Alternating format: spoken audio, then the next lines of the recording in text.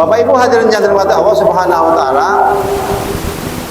Lalu bagaimana juga dengan ketika orang tua, ya kita berharap orang tua ya bisa mengarahkan, membimbing anak-anaknya tumbuh berkembang dalam kebaikan. Ada 4 hal ya Bapak Ibu sekalian. Yang pertama, 4 hal itu kita sebagai orang tua, kita berharap anak kita soleh dan soleha, maka solehkan diri ya. Solehkan diri kita sebelum menjadikan anak kita itu soleh. Ya, jadi sebelum anak kita soleh, maka kita sebagai orang tua itu harus menjadi orang tua yang soleh dulu. Ya, karena Allah Subhanahu wa taala berfirman dalam ayatnya bahwasanya dalam surat At-Tahrim dikatakan ya ayyuhalladzina amanu qu anfusakum wa ahlikum nar. Wahai orang-orang yang beriman, jagalah dirimu dan keluargamu dari apa? Dari ancaman api neraka. Jadi kewajiban terbesar ya sebagai orang tua, apalagi seorang bapak, apalagi seorang ayah, yaitu menjaga supaya keluarganya itu terhindar dari ancaman api neraka. Jadi seorang ayah, seorang bapak itu sudah harus bisa menggiring keluarganya untuk apa? Mencari ridhonya Allah. Ya, mencari ridhonya Allah. Supaya terhindar dari ancaman api neraka. Dan peran besar ayah dan juga seorang ibu. Nah, tentu ibu ini punya peran yang luar biasa karena seorang ibu adalah sebagai al-ummi madrasatun ula ya. Ibu itu adalah merupakan pengajar yang pertama ya, yaitu di rumahnya. Pengajar pertama, orang yang menasihati, orang yang mendidik ya. Dan sebagai kepala sekolahnya tentunya adalah seorang bapaknya atau ayahnya. Maka sebelum anak kita menjadi anak yang soleh dan soleha, maka solehkan dulu diri kita. Seperti itu ya. Kemudian yang kedua, kewajiban apa yang harus kita lakukan sebagai orang tua itu memilih pendidikan yang terbaik untuk anak-anak kita, atau mendidik anak-anak kita dengan ajaran-ajaran Islam.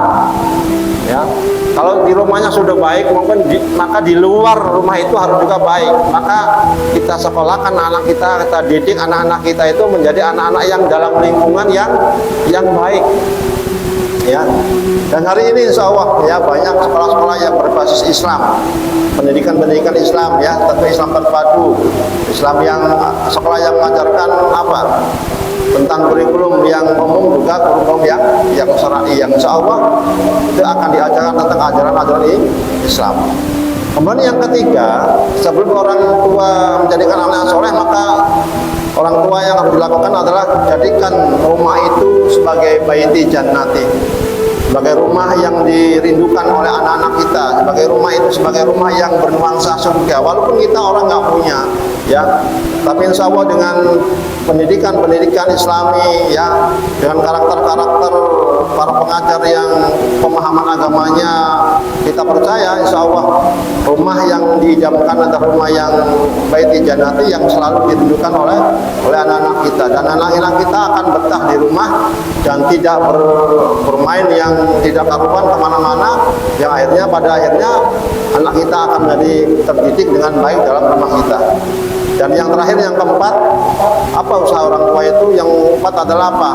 Tentu mendoakan anak-anak kita dengan doa-doa yang terbaik. Di antara doa yang terbaik yang seperti disampaikan di atas bahwa Rabbi habli minas solihin, Allahumma Rabbi habli minas solihin, ya Allah anugerahkanlah kepada kami yaitu anak-anak yang soleh. Dan yang sering kita sampaikan dalam ayat-ayatnya yaitu doa-doa yang terbaik ya, seperti doa yang sering kita sampaikan dalam sholat, dalam ba'da sholat, setelah sholat itu, maka doa yang terbaik adalah Rabbana hablana min azwajina wa dzurriyyatina qurrata a'yun waj'alna lil muttaqina imama.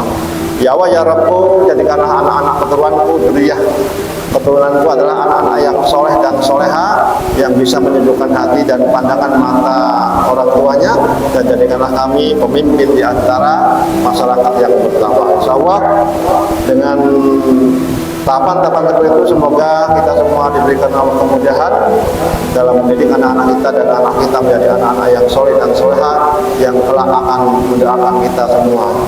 Barakallahu fil Qur'anil azim wa nafa'ani min ayati wa dzikril hakim bima fihi taqabbal minni tilawatahu innahu huwal ghafurur rahim. Insyaallah itu yang dapat saya sampaikan, semoga bermanfaat wabil khusus untuk saya pribadi juga untuk para jemaah sekalian.